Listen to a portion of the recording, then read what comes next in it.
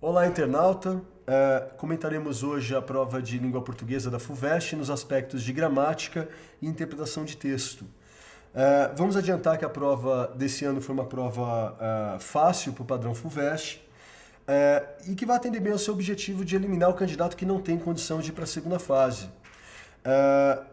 As questões são bem equilibradas, com assuntos recorrentes nas provas dos últimos anos, sendo que não faltou aquela questão de texto verbal versus texto não verbal, que foi logo a primeira, a número 10 da prova, complementada pela número 11, que é uma questão de pressuposto e subentendido.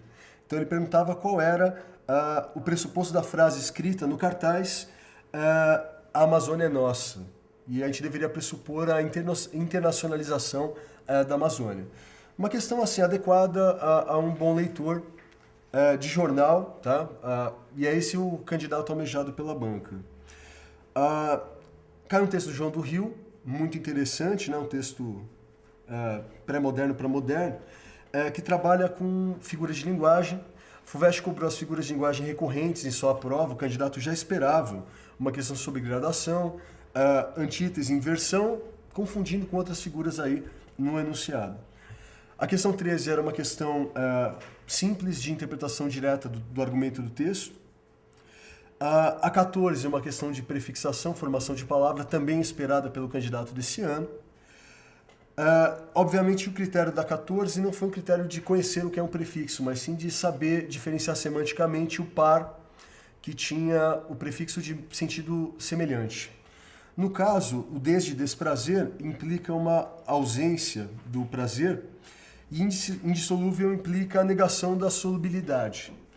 É a única alternativa possível, dado que ela trabalha com a negação dos dois elementos.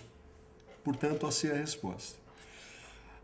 As questões de número 15 e 16, muito interessantes, trabalharam com o tema do boi caprichoso e do boi garantido, de Parintins, sendo que a 15 trabalhou com tempos verbais e a adequação dentro do texto, né? Então, a resposta correta implicava que o candidato reconhecesse os tempos de presente e pretérito que predominam no texto, só tem presente e pretérito. Tem uma ocorrência de subjuntivo, que é o supere, também presente, né? E o texto predominantemente descritivo narrativo. Então, questão também presumível pelo seu enunciado. Questão 16 trabalhou de novo com o antagonismo, ou seja, com a antítese cervical do texto. Agora com o texto do boi caprichoso. As questões 17 e 18, muito interessantes, trabalhavam em cima de um tema literário. Mas a 17, questão interessante, ela só pode ser efetuada a partir da interpretação do texto. Então existe um excerto da obra que meio que determina a leitura da alternativa correta. De aspecto gramatical dessa sobre o burrinho pedrez, eu levantaria ainda a questão 20, que trabalha com formação de palavra, no caso onomatopeia.